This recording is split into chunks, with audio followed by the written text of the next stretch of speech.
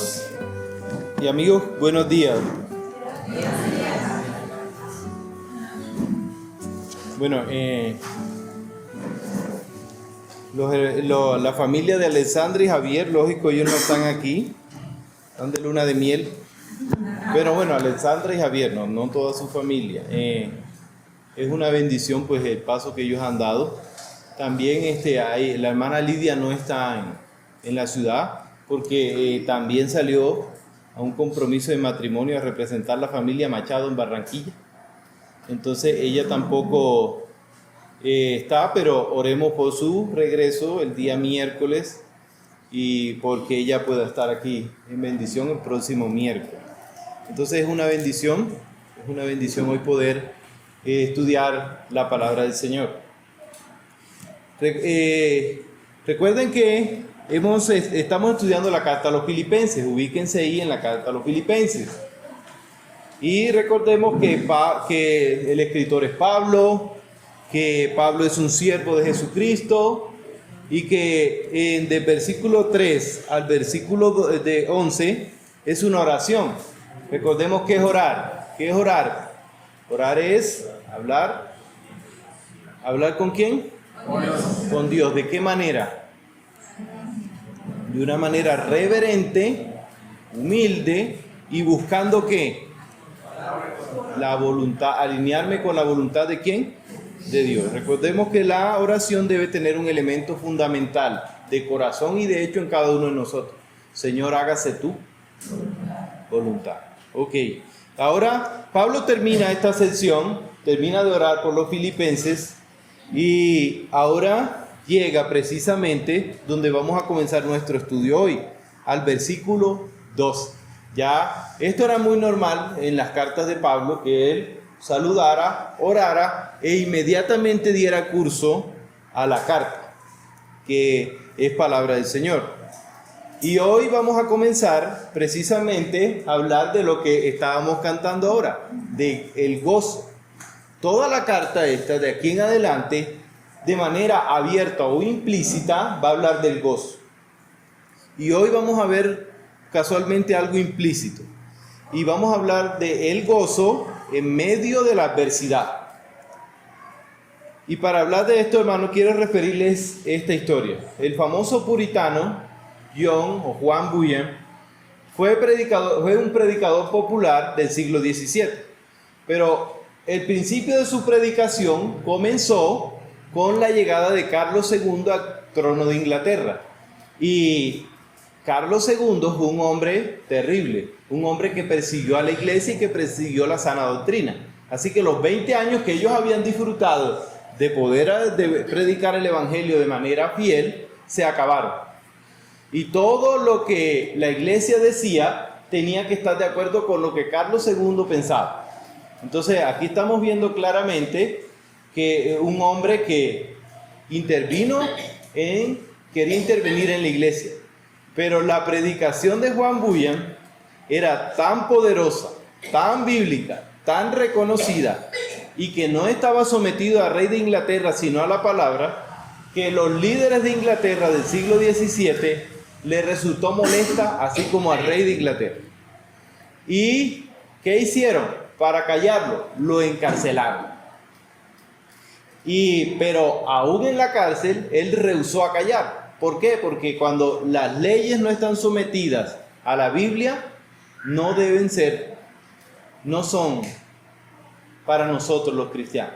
Y empezó a predicar en el patio de la cárcel. Y fue tan impresionante su predicación en el patio de la cárcel que lo hacía a una hora habitual. ¿Y saben qué pasó? Todos los ciudadanos de Bedford, la ciudad, llegaban a esa hora a escuchar el mensaje del evangelio fuera de la cárcel. Pero todo esto airaba más al rey de Inglaterra. Dijo, lo tengo que destruir.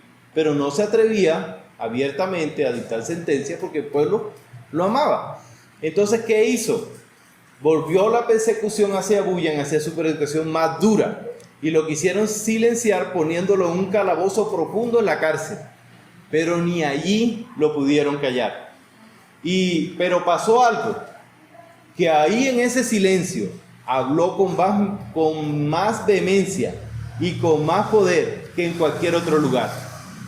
En las penumbras esas de ese calabozo, él escribió El progreso del peregrino, el gran clásico cristiano que ha comunicado el mensaje del Evangelio a millones de personas en el mundo.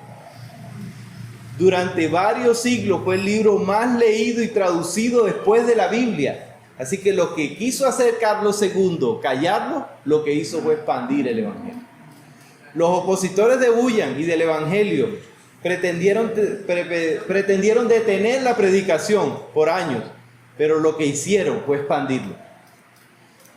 Y Bunyan, a pesar de tantas dificultades, aprendió algo que todos nosotros debemos aprender y practicar, como es: nada aparte del pecado, sin importar cuán difícil, cuán doloroso o decepcionante sea, debería robarnos el gozo que Dios ha provisto en cada uno de nuestros corazones.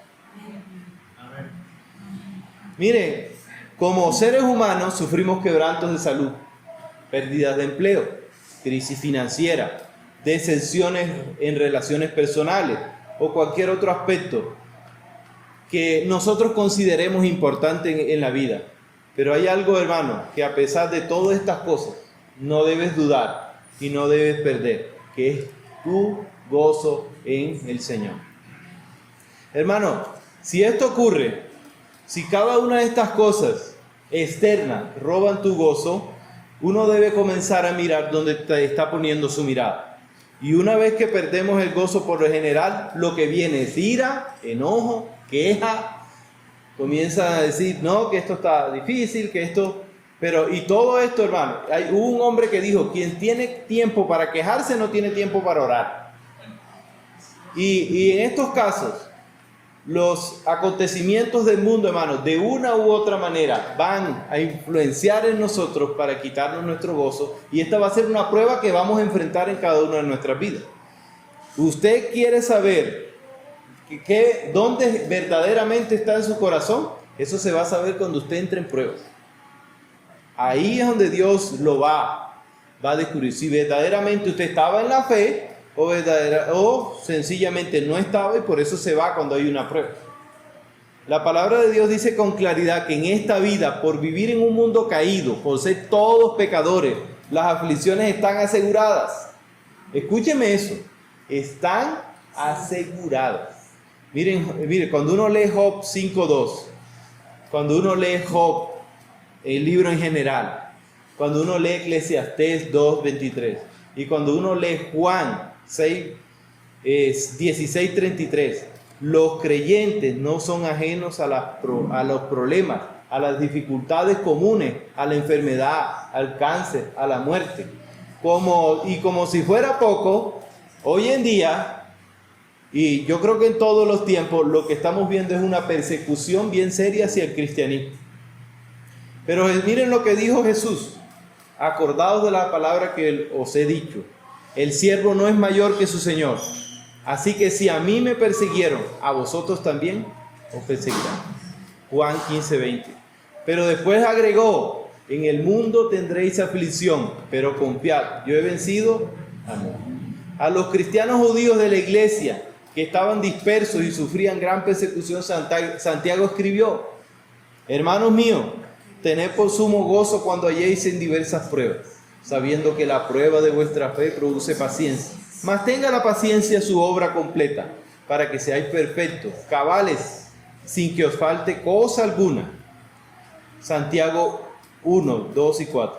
Con todo, Dios puede usar hasta la prueba más difícil para tres cosas: para su gloria, para mi beneficio y para el progreso del Evangelio. Oremos. Señor, tú eres bueno y tu palabra es muy clara, Señor, con respecto a estos tiempos y con respecto a este mundo caído. Tendremos aflicciones, tendremos dificultades, tendremos pruebas, pero nada de esto, Señor, debe rogar ese gozo en nuestro corazón. Te ruego, Señor, que yo sea fiel a este texto, que se predique tu palabra y no los pensamientos humanos, para gloria y honra tuya. En el nombre de Jesús. Amén. Amén. Ahí está, Filipenses, vamos a estar estudiando Filipenses 1 del 12 al 26, pero hoy solo llegaremos al versículo 15. Solo llegaremos al versículo 15. Pero todo el texto enseña lo siguiente, que nuestro gozo va a ser probado. Escuche eso, nuestro gozo, el gozo que Dios nos da, va a ser ¿qué? Probado. Y va a ser probado de tres maneras. Las pruebas, en persecuciones y aún la muerte o la cercanía a ella. Porque hay otras maneras en que va a ser probado nuestro gozo, pero principalmente en este texto va a ser de estas tres formas. Entonces comencemos nuestro estudio de hoy, nuestro primer punto. Las pruebas probarán nuestro gozo en el Señor. Las pruebas revelarán lo que verdaderamente hay en mi corazón. Y leamos Filipenses 1:12. Quiero que sepáis, hermanos, que las cosas que me han sucedido han redundado más bien para el progreso del Evangelio. Y miren, Pablo comienza este pasaje y cambia de saludar, de una oración totalmente desbordada en amor, gracia, y de una vez Pablo lo que hace es decir, miren, yo estoy, y aquí lo que pasaba era que ellos sabían que Pablo estaba en la cárcel. Pablo no estaba en la playa mirando la arena y escribiendo una carta. No, estaba preso. Enfrente de él un soldado que si se movía lo podía matar. Entonces, en medio de estas cosas, él dice, miren, esto que me está sucediendo va a redundar más bien para el progreso del Evangelio. Y miren cómo comienza este pasaje. Y la intención es clara, la de Pablo. ¿Cuál es la intención de Pablo? Que sus circunstancias, pruebas personales, son para el progreso del Evangelio. Y miren lo que pasa.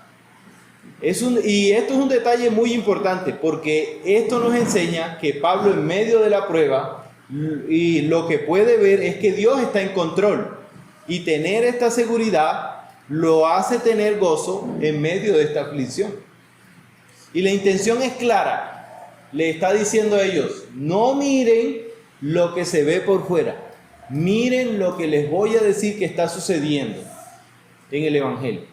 Pablo de manera directa en el versículo 12 informa a los filipenses de que su encarcelamiento, por extraño que les parezca, ha servido para lograr lo mismo que ellos deberían estar deseando y que nosotros deberíamos estar deseando, el progreso del Evangelio.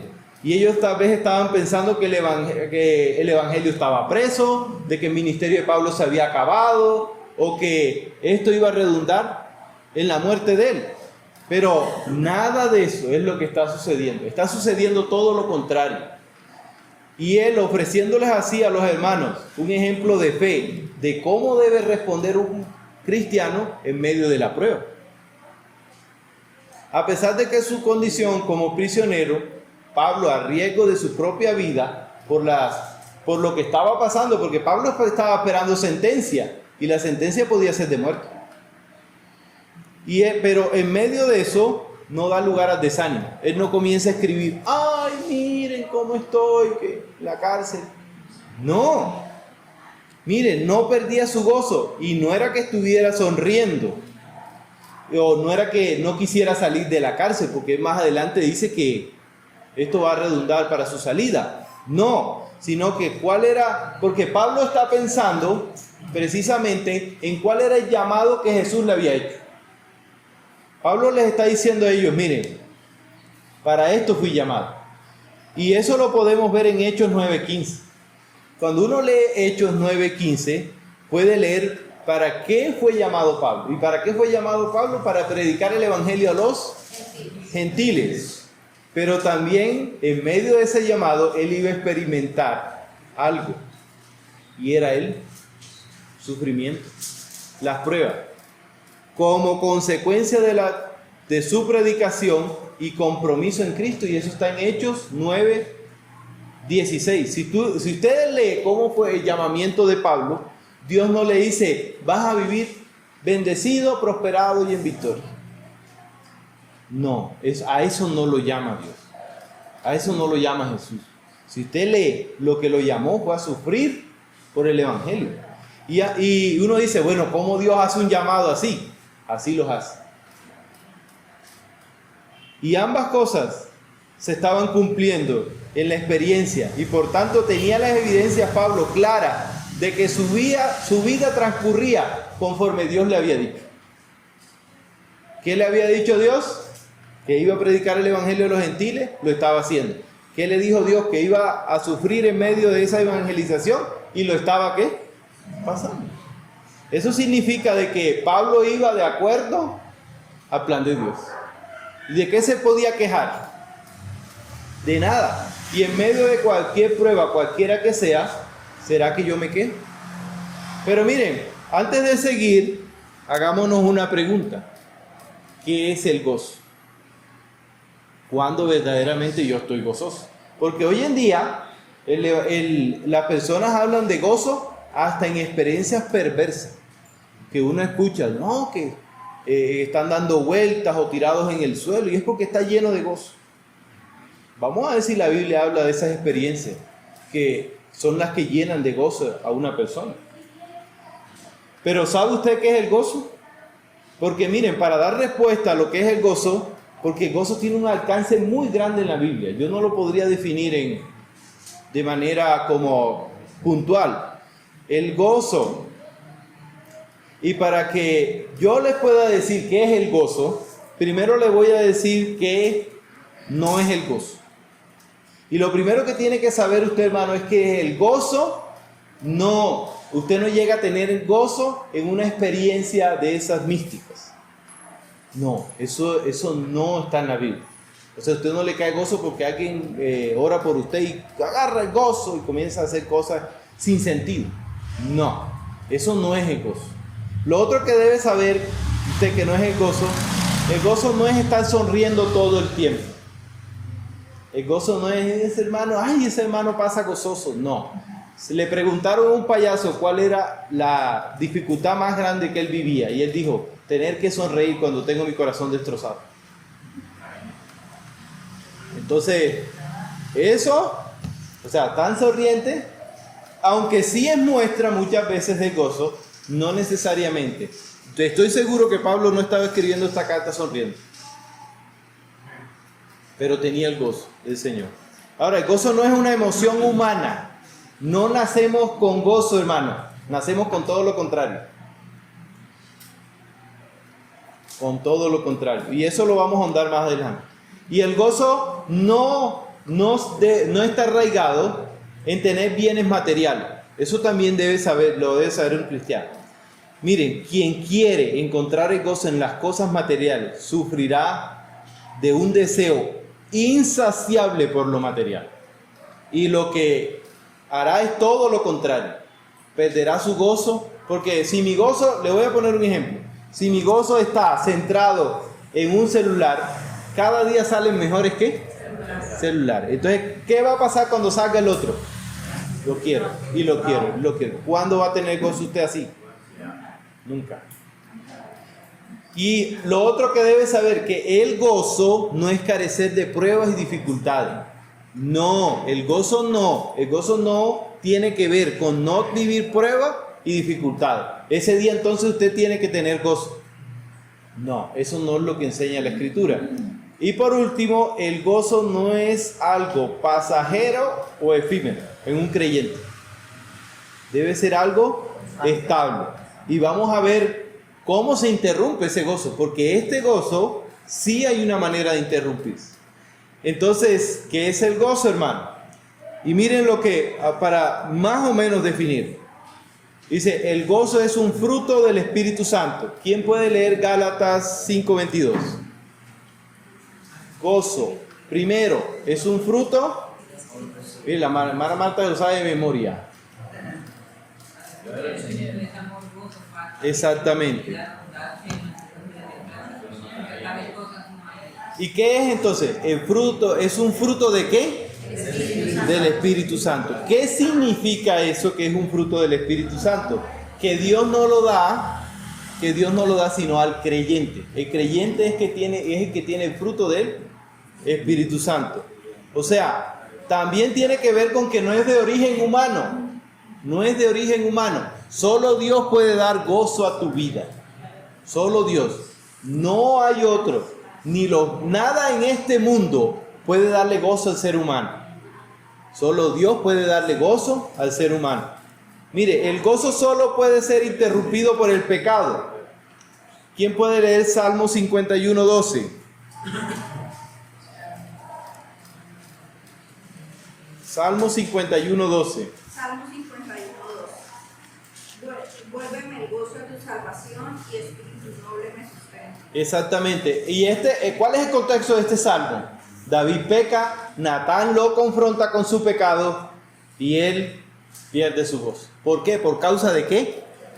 Del pecado. Pero y es muy particular porque David dice, devuélveme el gozo de tu salvación. No le dice, devuélveme mi salvación. ¿Sí ve?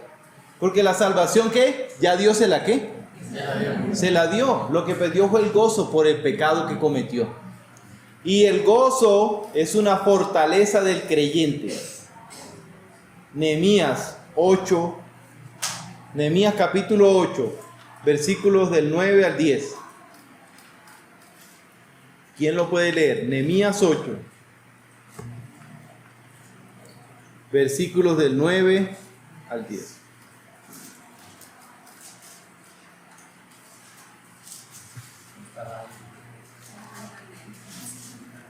Hermano, Nehemías está ahí en la Biblia.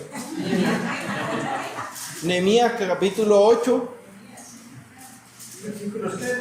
versículos 9 al 10. Y Nehemías el gobernador y el sacerdote Esdras escriba y los levitas que hacían entender el pueblo dijeron a todo el pueblo: Día santo es a Jehová nuestro Dios, no se entristezcáis ni lloréis, porque todo el pueblo lloraba oyendo las palabras de la ley.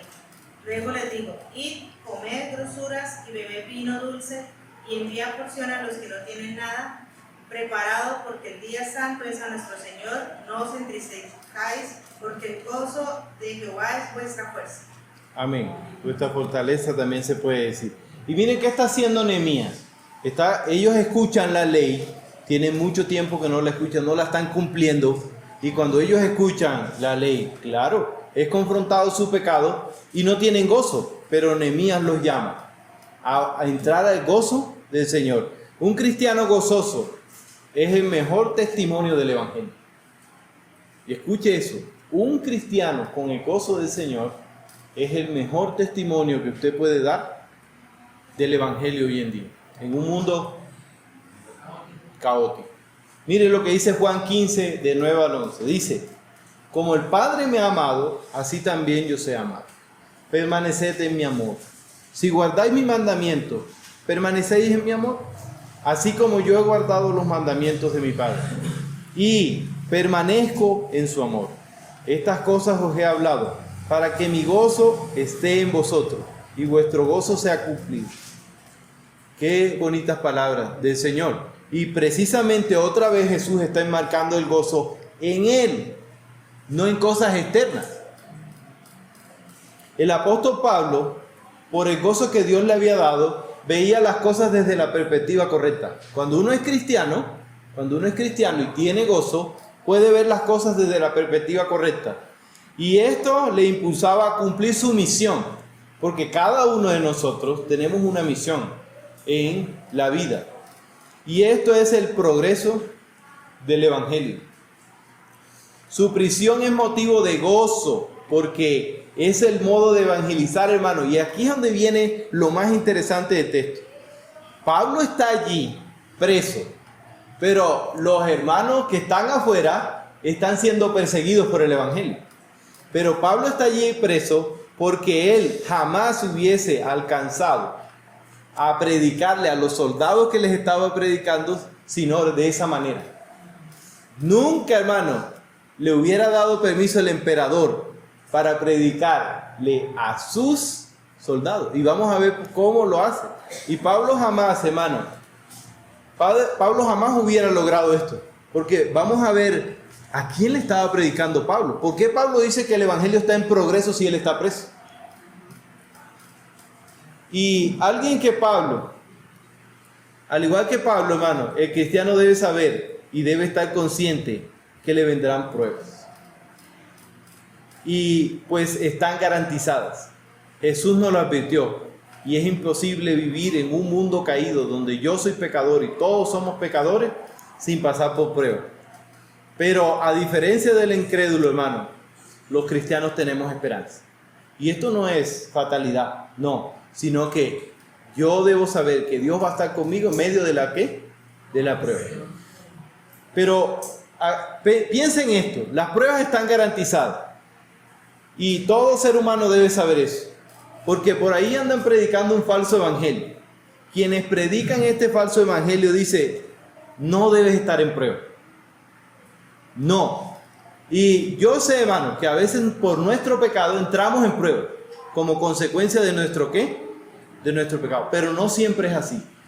Les voy a poner un ejemplo. Una enfermedad. Una fiebre, una virosis. ¿Usted piensa de que eso es motivo? ¿Eso es por mi pecado? Ahora, como consecuencia de vivir un mundo ¿qué? Caído.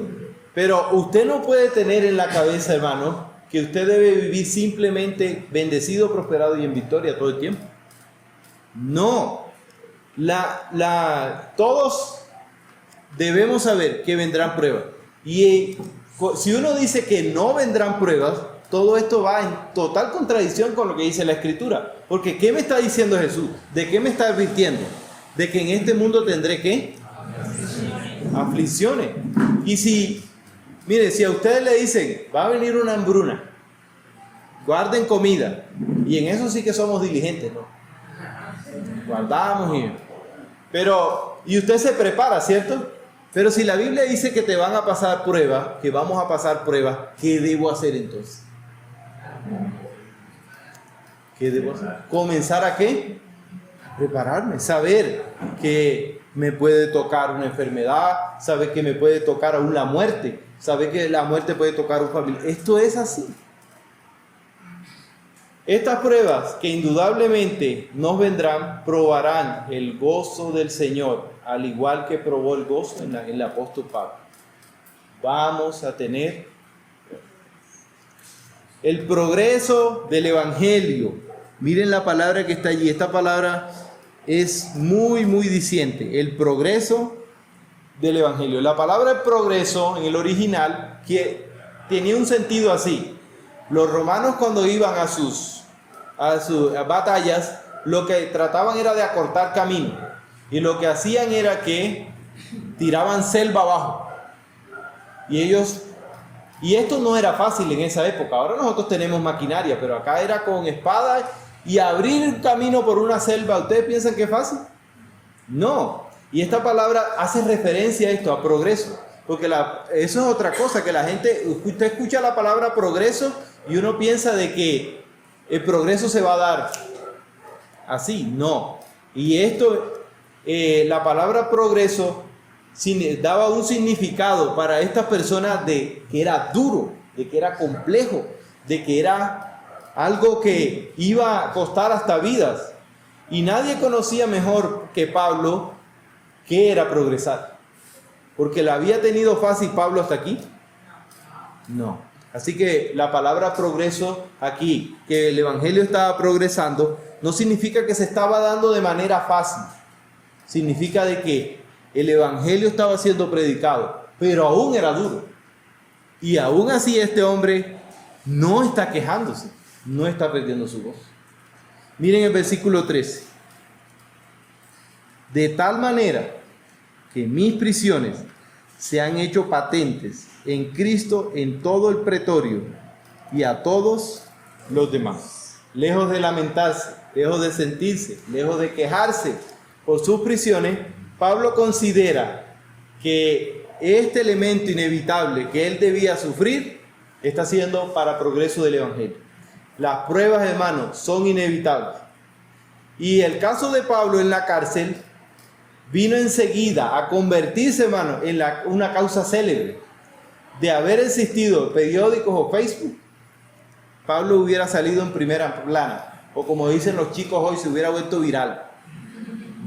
Porque él no estaba allí, hermano, en ese encarcelamiento, no estaba allí en encarcelamiento por ser un delincuente. Y los soldados romanos sí que sabían eso. Y ellos seguramente lo cuidaron y decían, y este ni se mueve, solo escribe cartas, recibe visita, ora, ¿qué delincuente es? Y el encarcelamiento de Pablo no podía ser tomado como una tragedia personal de un hombre inocente que estaba encarcelado, sino como el medio de gracia que Dios usaba para alcanzar, mire, que el Evangelio estaba usando. Dios usó este momento en esta historia para hacer posible lo que era imposible. Henderson escribió, escuchen esta cita: las piedras de tropiezo puestas por Satanás para obstaculizar y detener la marcha del Evangelio se convirtieron en escalones hacia una mejor comprensión de la verdad redentora de Dios y hacia una mejor valentía al defenderlo. Fin de la cita. Y miren que todo lo que Satanás estaba colocando como piedras, en realidad se estaba volviendo escalones para avanzar en el Evangelio. Lo que realmente se hizo manifiesto en este encarcelamiento de Pablo, no era que Pablo no estaba en la cárcel por delinquir, sino por predicar a Cristo. Y todo esto lo sabían los soldados de Roma. Tal vez este fue el tema de conversación entre ellos. ¿Y ese por qué está preso? Y otro le decía, yo lo he escuchado hablar de esto. De modo que todos tenían alguna relación o contacto y entendían que la causa de su encarcelamiento no era ser un malhechor, sino ser creyente en Cristo. Y los que estaban teniendo contacto con Pablo, hermano, miren quién era nada más y nada menos. Ahí la palabra que aparece es pretorio.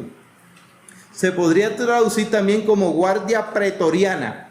¿Y saben quién era la guardia pretoriana? Era nada más y nada menos que 10,000 soldados escogidos por Augusto César para ser quien los resguardara. Tenían contacto directo con el emperador. Y ustedes piensan de que Roma un día le iba a decir, bueno, Pablo, te voy a reunir aquí los 10,000 soldados míos para que prediques el Evangelio. ¿Ustedes piensan que César iba a hacer eso? No lo iba a hacer nunca. Al contrario, los que estaban afuera estaban siendo perseguidos por el Evangelio. Ahora sí ven por qué Pablo está viendo que el Evangelio está en progreso. Porque él estaba predicando a quien nunca le hubiera podido predicar. Y era increíble, o sea, cómo Dios estaba utilizando estas circunstancias para hacer esto. Y es increíble cómo Dios utiliza circunstancias en nuestra vida para poderle presentar el Evangelio a algunas personas. Pablo debía estar bajo custodia, miren, las 24 horas del día, pero tenía el derecho a recibir visitas, a escribir cartas, a realizar cualquier tipo de oficio dentro de la casa, porque recuerden que este era un arresto, lo que llamamos un arresto domiciliario, y Pablo tenía todo este derecho porque era ciudadano romano. Y como la guardia vigilaban básicamente en turnos de 4 horas, pudo ser posible que Pablo había tenido contacto con muchos de ellos, si no fue con todos ellos. Con todo el tiempo, la guardia estaba allí con él. Se habría enterado precisamente de que su encarcelamiento. Y cada soldado se aseguró, y yo estoy seguro que escuchó su predicación y sus enseñanzas. Los soldados también debieron experimentar el testimonio de este hombre, la gentileza, inclusive la gentileza de la iglesia, porque él llegaba, recibía visitas y la iglesia le mostraba su gentileza con ofrendas, algunos iban y le servían. Y para los romanos esto es porque servirle a otra persona en Roma era sinónimo de debilidad. Y ellos están viendo el Evangelio, lo están escuchando y lo están ¿qué? ¿Y ustedes piensan de que esto hubiera sido posible en un curso normal? ¿En el curso normal de la vida romana? Nunca. Nunca hubiera podido entrar allí. Es increíble cómo Dios actúa. Lo que para la mayoría de las personas, incluso cristianos, era imposible o era algo terrible estar en la cárcel, como lo era Dios lo está convirtiendo para el progreso ¿de qué? Del Evangelio. Y miren, yo no sé si esto fue posible, pero no sé si hubo algún osado, pero ¿qué tal si el Evangelio hubiera llegado al emperador como siglos después llegó? Pablo no era un hombre que estaba pensando en sus circunstancias, sino que estaba pensando en qué estaba haciendo Dios en medio de sus circunstancias. Y tiene toda razón para dar gracias y para decir, ¿el Evangelio está en qué? En progreso. El encarcelamiento de Pablo se había convertido en el púlpito para proclamar el Evangelio de la gracia sin persecuciones. Y miren, Pablo no está haciendo ¿qué? Perseguido. Él estaba allí. Todos los días le mandaban unos 6 para que les predicara. Tranquilito ahí con comidita y todo. Entonces, ¿qué está haciendo Dios? Por tal motivo, esta situación no debería ser motivo de desaliento para el apóstol, ni mucho menos para perder su gozo. Sufrir por causa del Evangelio es una bienaventuranza para el cristiano, no un problema. Pero todo no termina aquí. Miren el versículo 14. Y la mayoría de los hermanos cobraban ánimo en el Señor con mis prisiones. Se atreve mucho más a hablar la palabra sin temor. Y esto es increíble, porque uno diría, a este lo metieron preso por predicar el Evangelio, nosotros deberíamos ¿qué? Callarnos. No, pero esos hermanos estaban viendo en Roma de que este hombre no perdía su gozo, y seguía. ¿Y saben qué causó eso? Que los otros hermanos dijeran, lo voy a hacer también. Y seguramente la obra misionera había sido abandonada por muchos en Roma, pero con el testimonio de Pablo, el avance, ¿qué comienza a hacer Dios? Poner en el corazón de esas personas otra vez las ganas, otra vez. ¿Para qué? Para seguir predicando el Evangelio. Y es increíble cómo esto pasa. ¿Saben por qué? Porque uno pensaría de que todas estas circunstancias son malas. Humanamente, ¿qué hubiera pensado usted? Sí, esto es terrible. Este hombre está en la cárcel. Ya no. Y tal vez estuviera como abrumado. Pero este hombre está viendo lo que Dios está viendo. El Evangelio va a seguir. En la cárcel con Bullion, en la cárcel con Pablo, en las circunstancias más difíciles que nosotros podamos pasar. Las páginas del Nuevo Testamento se comunica una y otra vez del gozo como un imperativo y mandamiento u obligación para el creyente. Escuche eso, el gozo para el cristiano es un mandamiento, porque es Dios quien se lo ha dado. Basado en la enseñanza de la Biblia, yo podría afirmarles, hermanos, que es un deber como cristiano, una obligación moral, estar gozoso en medio de cualquier prueba. Es un deber.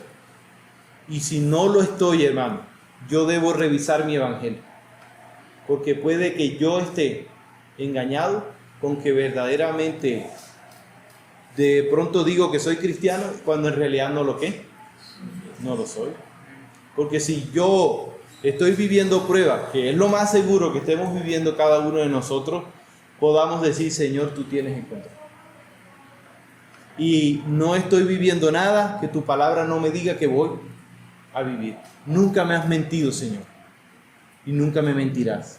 Y si me has dicho que tú vas a estar conmigo en medio de esa prueba, es porque vas a estar. ¿Va a ser difícil? ¿Va a ser complejo? Sí. ¿Van a haber preguntas? Sí. Un día Job le preguntó a Dios. Job, un mortal, le preguntó a Dios algo. Y Dios le dijo, ¿dónde estabas tú? Y comienza a hacerle, cuando yo hice la tierra, ¿dónde estabas tú cuando? Y Job, después que le hacen toda esta pregunta, dijo, tan tonto era yo. Y uno debe llegar, hermano, a una conclusión muy, muy bíblica en medio de la prueba, cuando uno ve la grandeza del Señor. Pero cuando uno está enfocado en las circunstancias, lo llevará a la queja indudablemente. Después de escuchar esta enseñanza, te hago una pregunta. ¿Tienes tu gozo en el Señor? Esa es la pregunta que deberíamos hacernos cada día.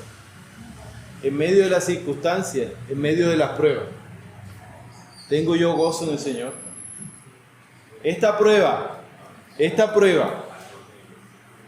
y lo otro que me debo preguntar es, ¿esta prueba que estoy viviendo es para progreso del Evangelio? He tenido la oportunidad de hablar muchas veces con el hermano Ramón, que Dios lo lleva a cierto lugar, a un hospital, y de pronto lo llevan para orar hasta por otro. Y dice el hermano Ramón que ahí lo han escuchado una persona y le dice, venga para acá para que le hable a este también. Y así son las circunstancias. Así son las circunstancias. A veces uno no piensa, ¿por qué Dios me trajo aquí? Y de pronto usted va a tener esa oportunidad allí de testificar de Cristo. Pero ¿qué hacemos a veces? Simplemente quejar. ¿Por qué estoy acá? Y es a veces difícil cada una de estas situaciones. Y mire, hermano, hoy hemos aprendido que las pruebas probarán nuestro gozo. Y si eres un creyente, si te has arrepentido de tus pecados, hoy es el momento y la hora para decir gracias, Señor, por cada una de las pruebas que he tenido. Y ayúdame, Señor, a tener gozo en medio de esta prueba. Pero si no eres cristiano, tienes que saber que no tienes esperanza si no estás con el Señor en medio de esa prueba. Por eso, no te vayas hoy de aquí sin ese gozo. Recordemos que Dios es quien puede darnos ese ¿qué? Gozo. Ese gozo. Ese gozo no se puede alcanzar allá, en mi trabajo, en mis satisfacciones personales, en el éxito de mis hijos. No, hay muchas personas que han tenido éxito en todo lo que les he nombrado y no están gozosos. Han tenido todas las oportunidades de conseguir bienes materiales y se suicidan. Han tenido las mejores relaciones personales y terminan diciendo, la vida no tiene sentido. Pero la vida no tiene sentido sin Dios. Sin Dios. Y un día, hermano, el cristiano experimentará el gozo más grande que puede existir, que es estar con nuestro Señor por la eternidad. Oremos. Señor, yo te doy gracias, Señor, porque es indudable, Señor, de que pasaremos pruebas. No puedo ignorar esto y estoy advertido, y por eso me debo preparar.